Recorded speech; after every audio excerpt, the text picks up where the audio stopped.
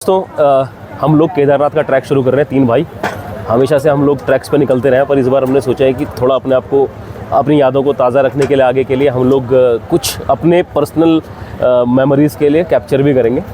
तो हम 3 हैं, दिल्ली से आए, बहुत ही अनएक्सपेक्टेड हमारा जर्नी अब तक का रहा है। हमको लग नहीं रहा था कि हम इतना सुबह सुबह केदारनाथ गौरीकुंड तक पहुंच जाएंगे। कुछ इस प्रकार हमारा ट्रैक है। ये सामने देखिए, आप माइलस्टोन पे पढ़ सकते हैं केदारनाथ 16 किलोमीटर।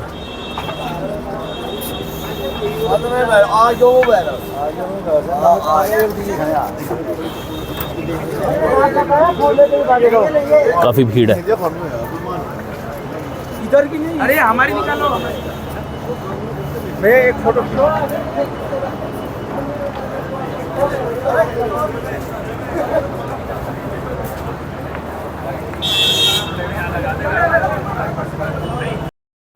और आप देख सकते हैं इधर खाने पीने की भी पूरी व्यवस्था है। मतलब आपको रास्ते में खाने पीने की कोई दिक्कत तो नहीं होने वाली, पर काफ़ी महंगे रेट है। ऑफ कोर्स होंगे भी, क्योंकि थोड़ा सा रिमोट एरिया पड़ जाता है, नीचे से काफ़ी सामान घोड़े खच्चरों पर लाना पड़ता है, तो उसकी वजह से थोड़ा सा महंगा तो वो करते ही हैं। और इस तरह से ये पिट्ठू होते हैं, इनके लिए भी हिम्मत है। 70-70, 80-80 किलो के लोगों को ये लोग अपने कंधे में उठा के ले जाते हैं।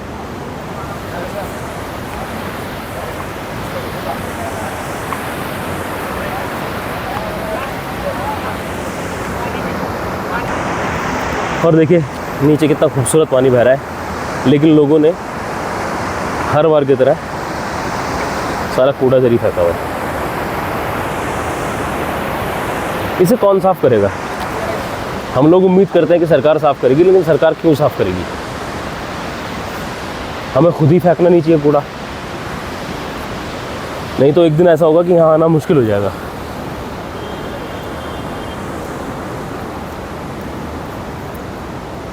वो देखिए, बहुत कूड़ा है, बहुत कूड़ा।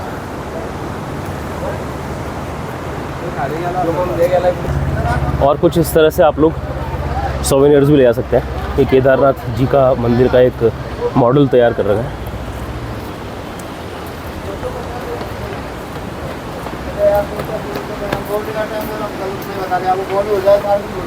अभी तो ट्रैक शुरू ही किया है, तो अभी तो इतना मुश्किल लग नहीं रहा, क्योंकि चढ़ाई तो है, पर अभी इतनी स्टीप चढ़ाई नहीं है। पर फिर भी यहाँ आने से पहले थोड़ा फिटनेस की तैयारी करना ज़रूरी है। थोड़ा वॉक, अगर रनिंग कर सकते हैं तो और भी बेस्ट है, पर वॉक तो करना बहुत ज़रूरी है। डेली वॉक करिए 15 दिन और फिर यहाँ आइए।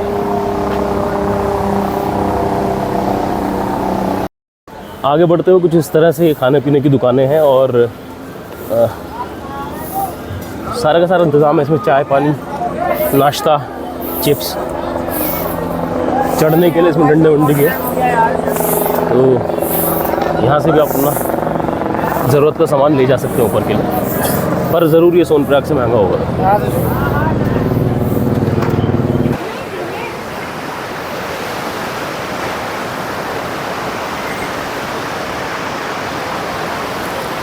कितना सुंदर पानी है, लेकिन कूड़े ने सब खराब कर दिया।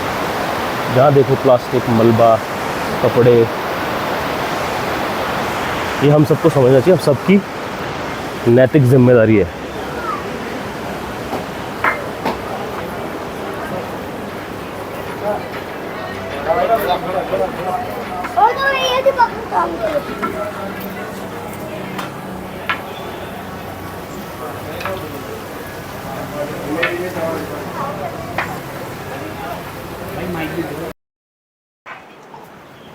और आगे बढ़ते हुए कुछ इस तरह से हम गौरीकुंड के पास पहुंच चुके हैं, जहाँ पर एक्चुअली कुंड है। गौरीकुंड तो पूरी जगह का नाम है, पर यहाँ पर कुंड भी है, और ये उमापति महादेव जी का मंदिर है।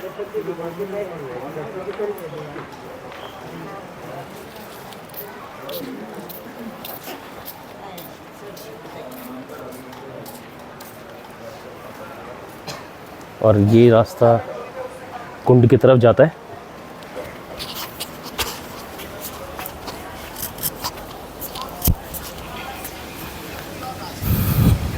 आई थिंक ये ही है कुंड। ये कुंड है मेन, ये है गर्म कुंड। ये गर्म पानी का, गंधक का पानी होता है वैसे तो, ये कहते हैं कि गंधक का पानी होता है ना, गंधक के पानी से कहते हैं कि बीमारियां भी दूर होती हैं, स्किन प्रॉब्लम्स।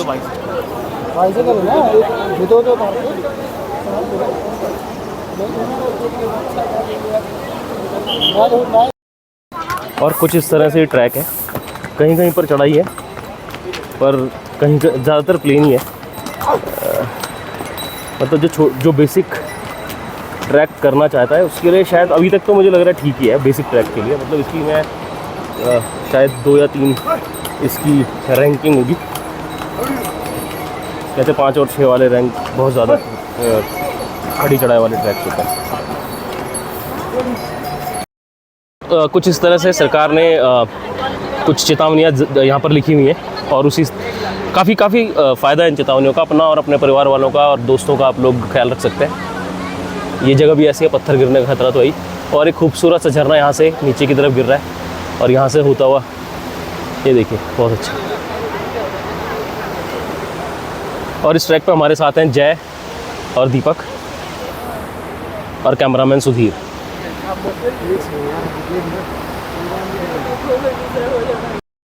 और देखिए दोस्तों, इस तरह से कुछ प्रोत्साहन के लिए गवर्नमेंट ने, ताकि आप लोग को एंथुसियाज्म मिले, आप लोग थोड़ा सा मतलब आप एनर्जेटिक फील करें, आपको एक काइंड ऑफ चैलेंज दे रहे हैं कि पैदल यात्रा की तपस्या की चुनौती को स्वीकार करें, आपकी यात्रा मंगलमय हो। और उसी के साथ हमारा एक पैदल यात्री, इसके गुर्दे नीचे छूट गए गौरी कुंड में ही, ये चल नहीं पा रहा है चुनौती को स्वीकार कर रहा है, लेकिन फिर भी चुनौती के बगल से निकलता हुआ उसे स्वीकार करता हुआ आ रहा है। कैसा एक्सपीरियंस रहा? दोनों गुर्दे छूट गए नीचे या एक ही छूटा है? नहीं फिट होना पड़ेगा यहाँ आने के लिए, थोड़ा सा फिट होना पड़ता है। चलते चलते हम लोगों ने देखा कुछ घोड़े आपस में मस्ती कर रहे हैं। देखिए वो पीछे वाला घोड़ा उसके आगे वाले घोड़े के पैरों को काट रहा है। क्या करें बेचारे, उनको भी जब थोड़ा सा समय मिलता है तो टाइम पास करने के लिए कुछ ना कुछ तो करेंगे। और इसी के साथ इस ट्रैक पे आगे बढ़ते हुए, यही है शतान, ये काले वाला ही शतान है। आगे बढ़ते हुए पहले दर्शन,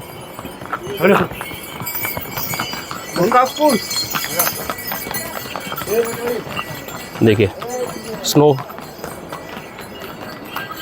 क्लिफ्स दिख रही हैं।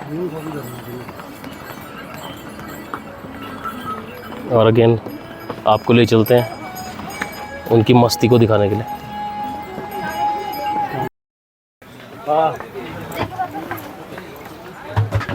तो इस तरह से काफ़ी घुमावदार रास्ते हैं और इसीलिए ये एलिवेशन बहुत ज़्यादा गेन कर रहा है, काफ़ी अच्छे एल्टीट्यूड में आ चुके हैं।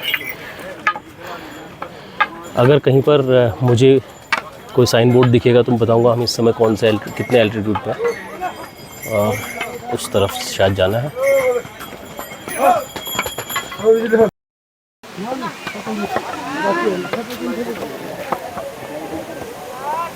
और इतना खूबसूरत झरना है 13 किलोमीटर पहले मंदिर से।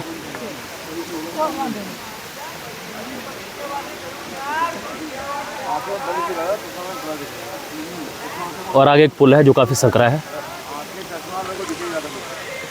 और कुछ इस तरह का एलिवेशन यहाँ से हम गेन करेंगे। तो आगे बढ़ते हुए कुछ इस प्रकार के नज़ारे हैं। ट्रैक अभी फ्लैट हो चुका है, ज़्यादा एलिवेशन नहीं है, तो बीच बीच में हिम्मत मिल रही है। अगर आप रेगुलर नॉर्मल वॉक भी करते हो ना तो आपके लिए इतना टफ नहीं होने वाला। बट हाँ, अगर आप बिल्कुल वॉक नहीं करते हो तो फिर तो भैया हेलीकॉप्टर ही करके आना है, क्योंकि घोड़ों में भी बहुत दिक्कत है। और अभी नीचे लोग उतर रहे थे, उनसे पूछा, वो कह रहे कि मौसम बहुत ज़्यादा ख़राब है, पूरा डार्क हो रखा है, देखो कब तक पहुँचते हैं। डार्क का तो कोई दिक्कत नहीं, हम लोगों का तो स्टे ऊपर है बुक, तो कोई दिक्कत वाली बात है। अगर आप रिलैक्स वाला ट्रैक करना चाहते हैं तो रिलैक्स ट्रैक करने के लिए आपको ऊपर की बुकिंग करके पहले जाना चाहिए, ताकि आप वहाँ पहुँच करके ईजीली अपने मतलब होटल वगैरह में जा करके चेक इन कर लो और आराम से रह पाओ। वरना वहाँ पर होटल ढूंढने में ही बहुत मेहनत करनी पड़ेगी। और भाई आने से पहले ना एक हफ्ता पहले थोड़ी एक्सरसाइज कर लेना, प्लीज़।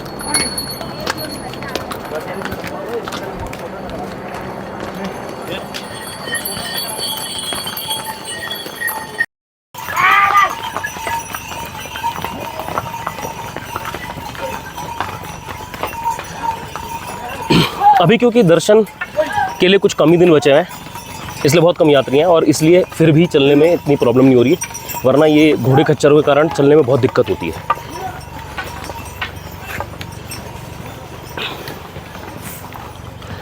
और बेचारे जानवरों को कुछ अच्छे से भी ट्रीट नहीं किया जाता, अच्छा सलूक नहीं किया जाता इनके साथ।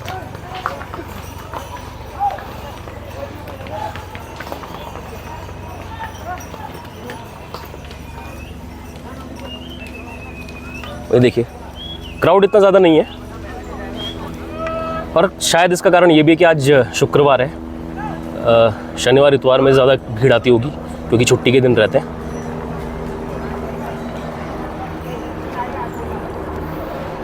और रास्ते में इस तरह की दुकानें आपको हर जगह मिल जाएंगी, थोड़ी थोड़ी दूरी पे, क्योंकि ये बहुत ज़रूरी है, यात्री बहुत ज़्यादा आते हैं तो ये व्यवस्था भी बहुत ज़रूरी है। ये देखिए खाने पीने का सारा सामान मिल जाएगा।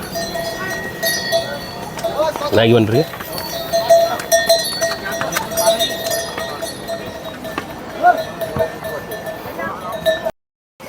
और देखिए इस तरह से घोड़े खच्चर जो है नॉर्मल पब्लिक को बहुत दिक्कत होती है उनके चलने से। वो देखिए आपके सामने देखिए,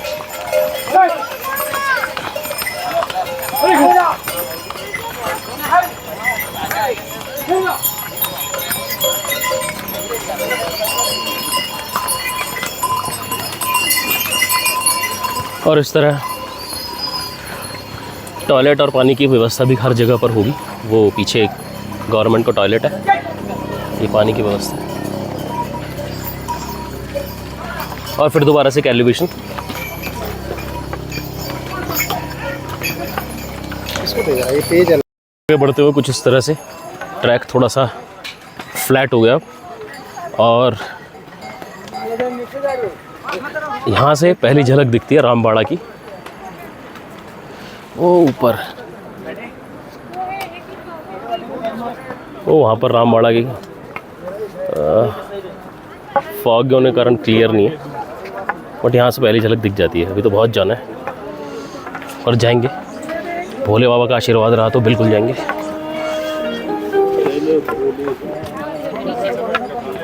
और आसपास लोग भगवान शिव के गाने बजाते हुए चल रहे हैं और बिल्कुल भक्तिमय माहौल हो रखा है। अच्छा, हम दिल्ली से, और वो देखिए हेलीकॉप्टर ऊपर से जाता हुआ। सरकार को हेलीकॉप्टर की व्यवस्था थोड़ी सी और सही करनी चाहिए।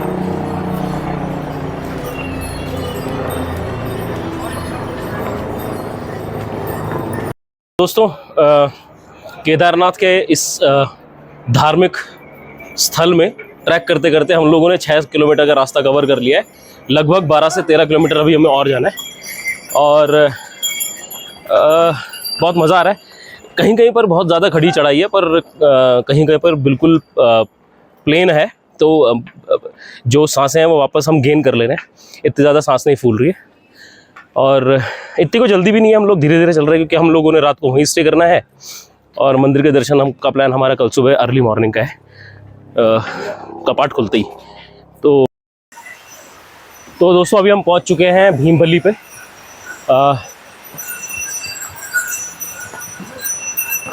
ये भीमबली कुछ इस तरह से दिखता है। यहाँ पर काफ़ी बड़ी बड़ी चट्टानें हैं।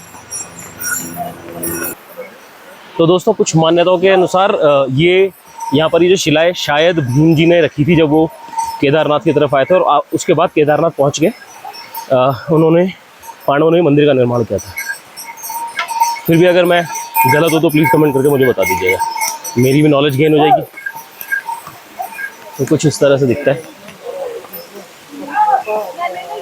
बहुत ही रॉक। तो देखिए दोस्तों, वो देखिए सामने रामबाड़ा का पहला लुक। थोड़ा सा और आगे से मैं आपको दिखाता हूँ। वो यहाँ से अभी भी कम से कम 3 किलोमीटर तो होगा, अभी भी कम से कम 3 किलोमीटर तो होगा। ये देखिए और उस पुल को क्रॉस करते हुए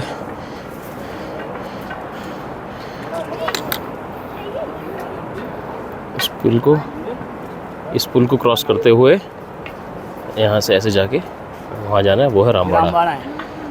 और उसके बाद और आगे। ठीक है, उम्मीद है कि अगले 2 घंटे के अंदर तो वहाँ पहुँच जाएंगे। वहाँ जा रहा है, वो हेलीपैड है। तो चलते चलते हम लोग भीमबली पहुँच चुके हैं और ये भीमबली का GMVN का गेस्ट हाउस है और भीमबली में ऐसी काफ़ी अच्छी व्यवस्था है, पर प्रॉब्लम ये है कि बुकिंग आराम से नहीं मिलती है। ये सब चीज़ों पे थोड़ा सा काम होना चाहिए। ये देखिए, ये GMVN का रेस्टोरेंट है। अच्छा, ये सिर्फ रेस्टोरेंट है। देखिए, और कुछ इस प्रकार से रेट है।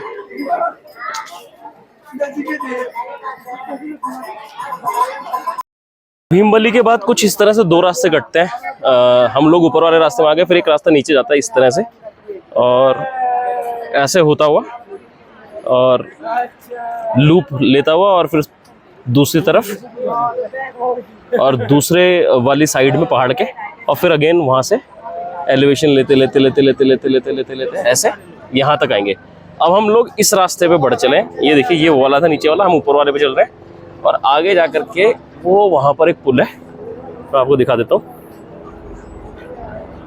ये हम इस पुल से राइट साइड में पहाड़ के उस वाली साइड चले जाएंगे, मतलब नदी के उस वाली साइड, और फिर सामने से एलिवेशन लेंगे। हो सकता है हमें ज़्यादा एलिवेशन लेना पड़े, पर अब ठीक है, अभी फ़िलहाल हम इसी रास्ते पे चल रहे हैं। और रास्ते में यार थोड़ी थोड़ी दूरी पर इतने खाने पीने के स्टॉल्स हैं, ढाबे आप कह सकते हैं, छोटे मोटे रेस्टोरेंट, जन सुविधाएं भी हैं। मेरे हिसाब से यही बेस्ट टाइम है आने का, ना बरसात का झंझट। हाँ, ठंड ज़रूर है, पर उसके लिए थोड़े से कपड़े लाए जा सकते हैं।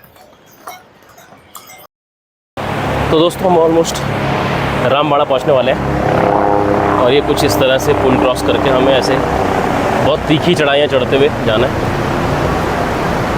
और वो आगे, यहाँ से भी आपको दिखाता हूँ, वो आगे जो आपको दिख रहे हैं वो छोटी लिंचोली है। ये सबसे टायरिंग होने वाला है, सबसे ज़्यादा थकाने वाला है, पर चलो करना तो है ही।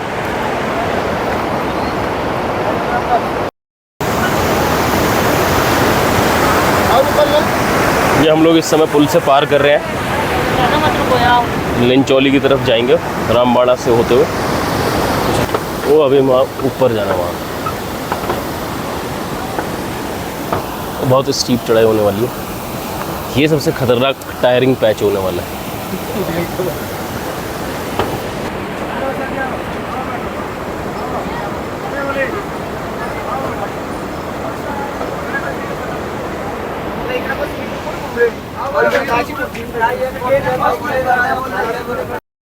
तो दोस्तों, ये देखिए फर्स्ट लुक, हम ऑलमोस्ट पहुंचने वाले हैं और सुबह से लेकर के शाम हो गई है।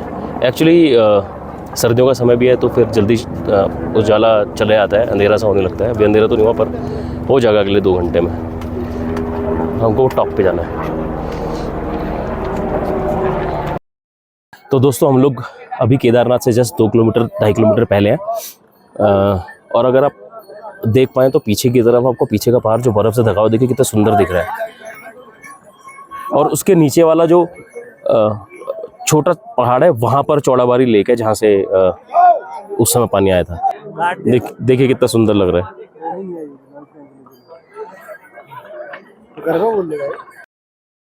तो दोस्तों, ये है फर्स्ट लुक मंदिर का। काफ़ी लेट हो गया जो पहुँचने में, हम लोग को पूरे 10 घंटे लग गए ऊपर पहुँचने में, बहुत टायरिंग।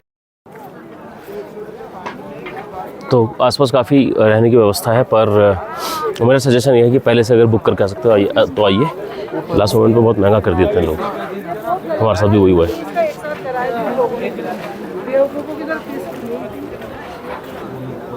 भीड़ बहुत है। नमस्कार दोस्तों, आपका स्वागत है केदारनाथ की एक नई सुबह से। और हम लोगों ने केदारनाथ के दर्शन सुबह 4 बजे ही कर लिए थे, पर 4 बजे हम लाइन में ज़रूर लगे थे, लेकिन यहाँ के मिस मैनेजमेंट की वजह से हम लोगों के दर्शन 6 बजे हो पाए। पौने 2 घंटे तक इन्होंने लाइन ही स्टार्ट नहीं करी थी। आप भीड़ देख सकते हैं और हम फिर भी अपने आप को लकी समझते हैं कि हम लोगों को ये दर्शन हो पाए। क्योंकि अगर मैं आपको लाइन दिखाऊँ, ये लाइन है जो श्रद्धालु है, ये उनकी लाइन है। ये वो है जो तमीज़ से बिल्कुल श्रद्धा के साथ दर्शन करना चाहता है।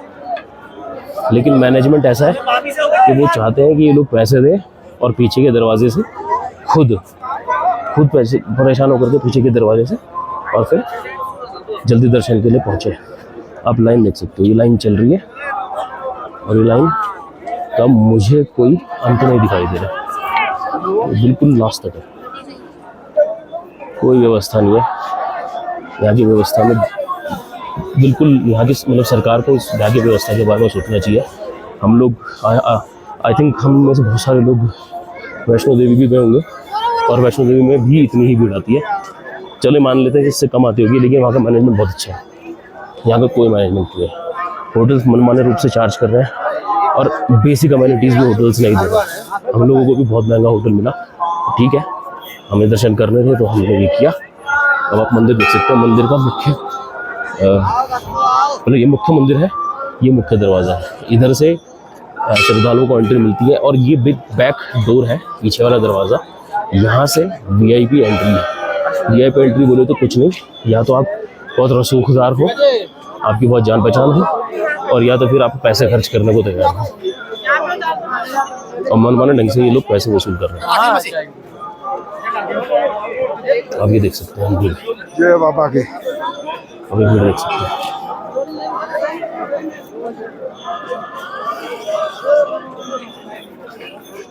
चलिए आगे की तरफ चलते हैं। ये कुछ आसपास के होटल और रेस्टोरेंट हैं। आज सुबह जब मैं 4 बजे लाइन में लगा तो मुझे नहीं पता, मुझे उम्मीद थी कि मैं 4:30 बजे तक दर्शन करके निकल जाऊंगा, क्योंकि मेरे आगे लगभग 30-40 लोग थे।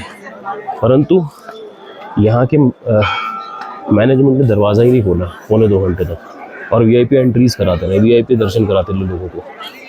तो आप सोचिए इतनी भीड़ का क्या होगा। और तो और इतनी ठंड थी, लोग ठंड के मारे, मैंने खुद काश मैं दिखा सकता, पर मैंने खुद देखा एक लड़की फेंट हो गई थी, इतनी ठंड थी। जनरली लोग गर्मी से फेंट होते हैं, लेकिन वो ठंड से हो गई थी। तो ये है मंदिर जिस तरह, और आगे से देखिए आप। और आप सभी ने ये मंदिर और भी ब्लॉग्स में देखा होगा, यहाँ के भी देखा होगा।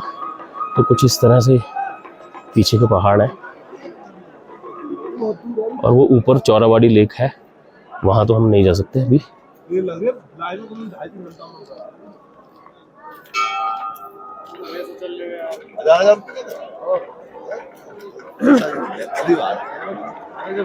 और जब 2013 की आपदा थी तो उस समय ये जो पीछे शिला पड़ी है, इसे भीमशिला नाम बाद में दिया गया।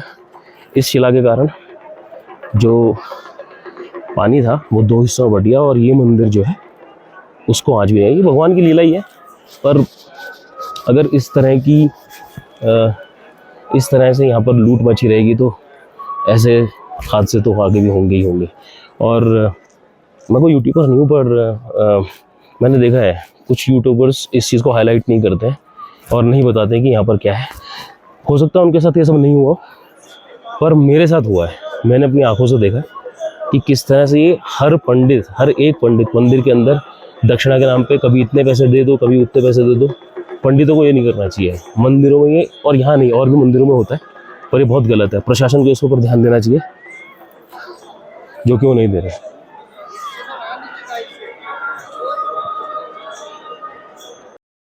और चलिए अब थोड़ा आगे की तरफ चलते हैं। इधर कुछ कंस्ट्रक्शन है जो मेरी समझ कहती है, मुझे लगता है कि ये लोग जानबूझ करके पानी के लिए एक पार्टीशन बना रहे हैं कि अगर दोबारा कोई पानी आता है तो उस तरफ को निकल जाए और इस तरफ को निकल जाए। चलिए देखते हैं जरा ऊपर जाके किस तरह का कंस्ट्रक्शन यहाँ पर चल रहा है। और ये कुछ इस तरह से यहाँ पर भी एक नई आदि शंकराचार्य समाधि बनाई हुई है, वो मैं आपको दिखा देता हूँ।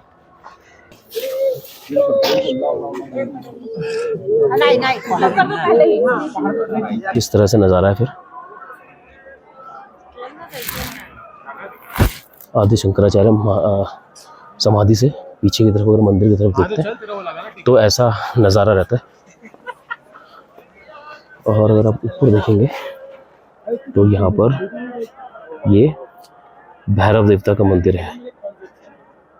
कोशिश करेंगे वहाँ भी जाने की।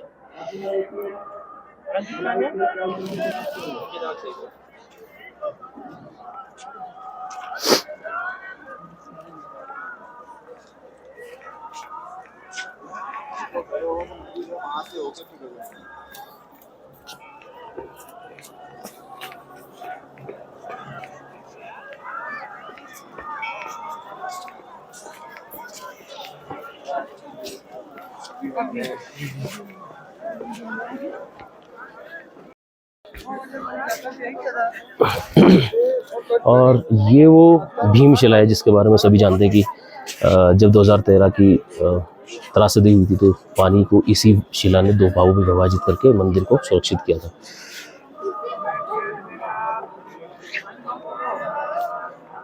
तो जैसे कि मैं पहले बता रहा था, ये कुछ लाइन है इतनी लंबी। मैं मंदिर से भी चला हूँ और मंदिर काफ़ी आगे है, वो मंदिर है। ऐसे करते करते ये लाइन बहुत ही ज़्यादा लंबी लाइन है, क्योंकि मंदिर प्रशासन पैसे खाने के अलावा और कोई काम कर ही नहीं रहा। और मैं ये कहीं पे भी किसी के भी सामने बोल सकता हूँ कि आप अनुमति दें रिकॉर्डिंग करने की, मैं प्रूव करूँगा कि वो पैसे खाते हैं। ये नंबर इन बेचारों का नंबर 4-4 घंटे में भी नहीं आएगा। क्या यही रह गया यहाँ पर? भगवान के दर्शन के लिए आओ और यहाँ पर इनके इस धांधलेबाजी का शिकार बनो।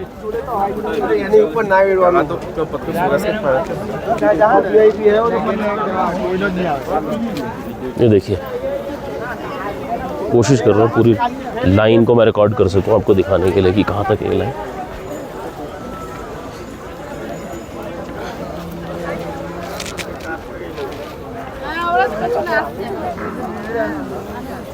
ये देखिए, अभी भी लाइन ख़त्म नहीं हुई है। वो पता नहीं कहाँ तक लाइन है।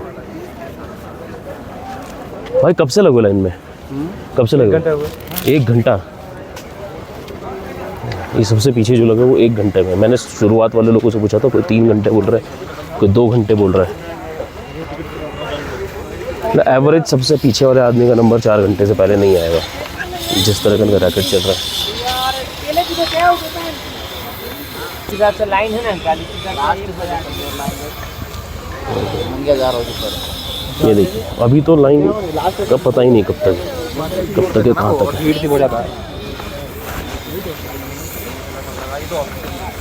देखिए, वो वहाँ तक अभी तक मुझे लोग दिख रहे हैं, यहाँ तक।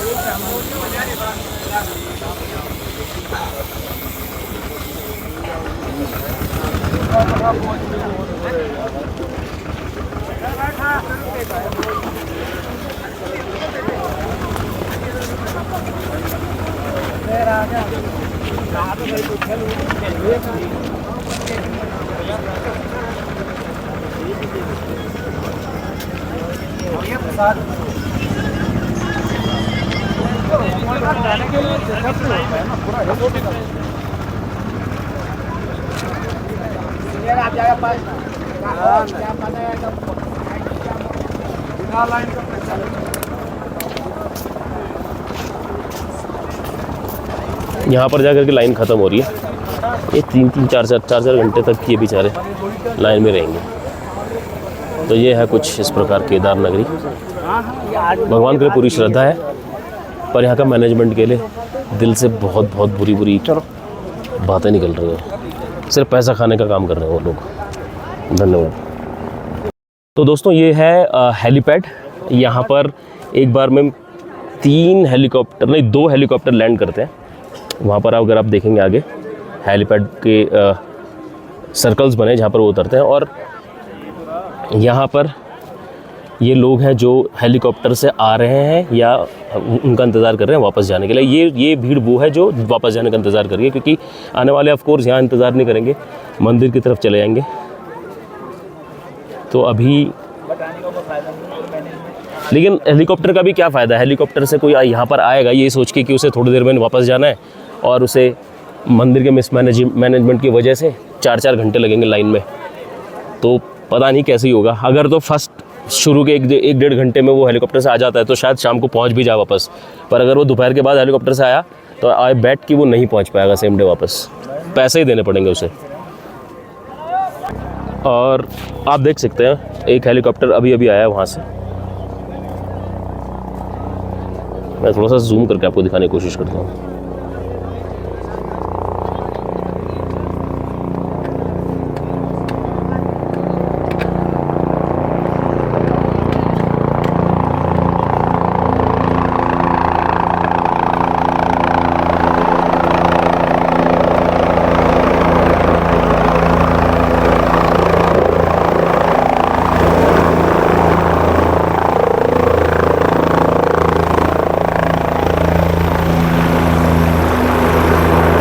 इस तरह से हेलीकॉप्टर कुछ यात्रियों को लाया है और कुछ को वापस ले जाएगा।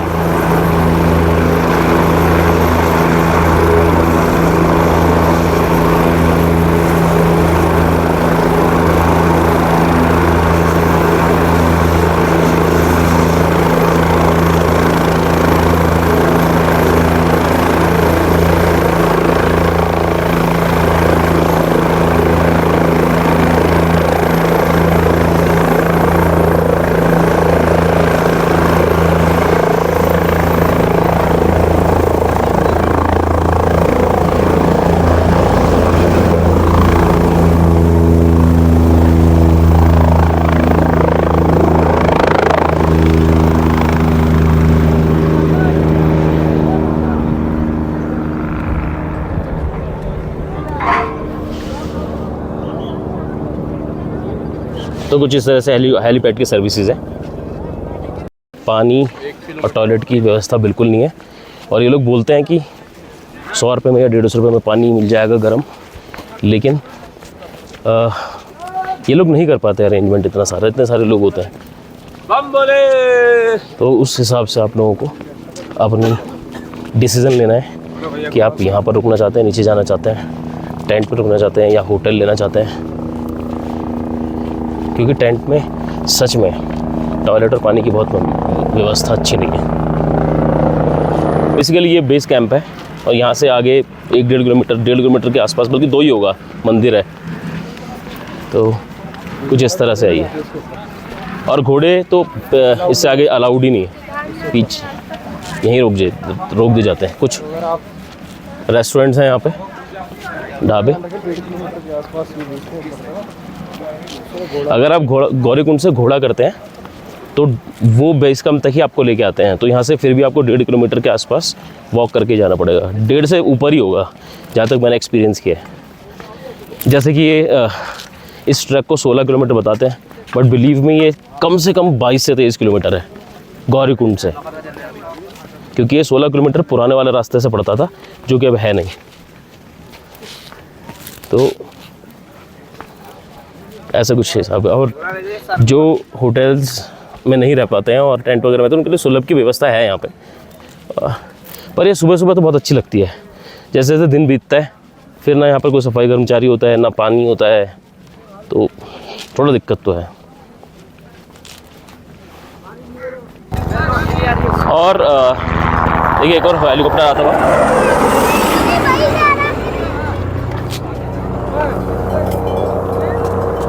देखिए हेलीकॉप्टर की सुविधा तो बहुत अच्छी है, हर 5 मिनट में एक हेलीकॉप्टर आ रहा है जा रहा है, पर बात यह है कि हेलीकॉप्टर से आप 10 मिनट में नीचे से ऊपर पहुंच जा रहे हो, लेकिन मंदिर प्रशासन ने जो धांधेबाजी की हुई है उसके हिसाब से तो आप फिर 4-5 घंटे, अगर आप 10 बजे के आसपास यहाँ पर पहुँचते हैं, 9 बजे क्योंकि पहला हेलीकॉप्टर निकलता है, तो आप 10 बजे के आसपास पहुँचते हो, तो उसके बाद आपको 4-5 घंटे चाहिए दर्शन के लिए। अगर आप श्रद्धापूर्वक दर्शन करना चाहते हो तो क्या फ़ायदा उसका, या तो फिर आप भी पैसे दे करके जल्दी दर्शन करोगे,